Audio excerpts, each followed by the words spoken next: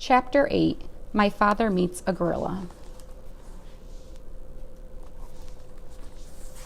My father was very hungry, so he sat down under a baby banyan tree on the side of the trail and ate 4 tangerines. He wanted to eat 8 or 10, but he had only 13 left, and it might be a long time before he could get more. He packed away all the peels and was about to get up when he heard the familiar voices of the boars. I wouldn't have believed it if I hadn't seen them with my own eyes, but wait and see for yourself. All the tigers are sitting around chewing gum to beat the band. Old Rhinoceros is so busy brushing his tusk that he doesn't even look around to see who's going by, and they're all so busy that they won't even talk to me. Horse feathers, said the other boar, now very close to my father. They'll talk to me. I'm going to get to the bottom of this if it's the last thing I do. The voices passed my father and went around a curve, and he hurried on because he knew how much more upset the boars would be when they saw the lion's mane tied up in hair ribbons. Before long, my father came to a crossroad, and he stopped to read the sign. Straight ahead, an arrow pointed to the beginning of the river. To the left, the ocean rocks, and to the right, to the Dragon Ferry. My father was reading all these signs when he heard paw steps and ducked behind the signpost. A beautiful lioness paraded past and turned down towards the clearings, although she could have seen my father if she had bothered to glance at the post. She was much too occupied looking dignified to see anything but the tip of her own nose. It was the lion's mother, of course, and that, thought my father, must mean that the dragon was on this side of the river.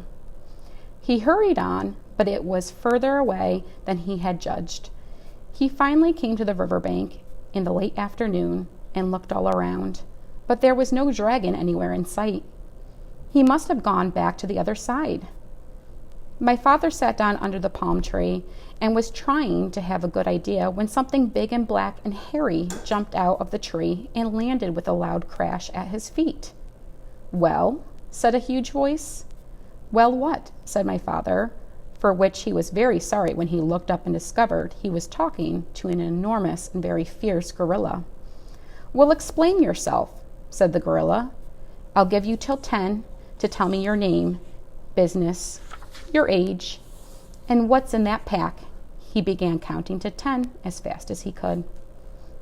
My father didn't even have time to say Elmer, elevator, explorer, before the gorilla interrupted. "Too slow. I'll twist your arm the way I twist that dragon's wings, and then we'll see if you can't hurry up a bit." He grabbed my father's arms, one in each fist, and was about to twist them when he suddenly let go and began scratching his chest with both hands. "Blast those fleas," he raged. "They won't give you a moment's peace, and the worst of it is that you can't even get a good look at them. Rosie, Rhonda, Rachel, Ruthie, Ruby, Roberta, come here and get rid of this flea on my chest. It's driving me crazy."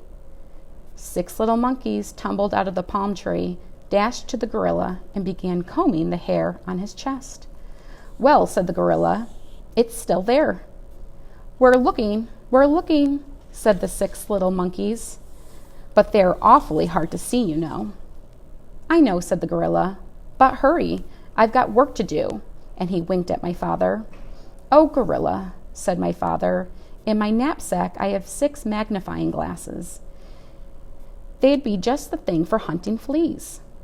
My father unpacked them and gave one to Rosie, one to Rhonda, one to Rachel, one to Ruthie, one to Ruby, and one to Roberta.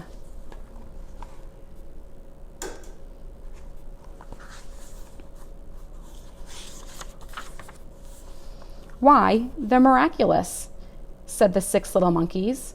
"It's easy to see the fleas now, only there are hundreds of them." And they went on hunting frantically. A moment later, more monkeys appeared out of a nearby clump of mangroves and began crowding around to get a look at the fleas through the magnifying glasses.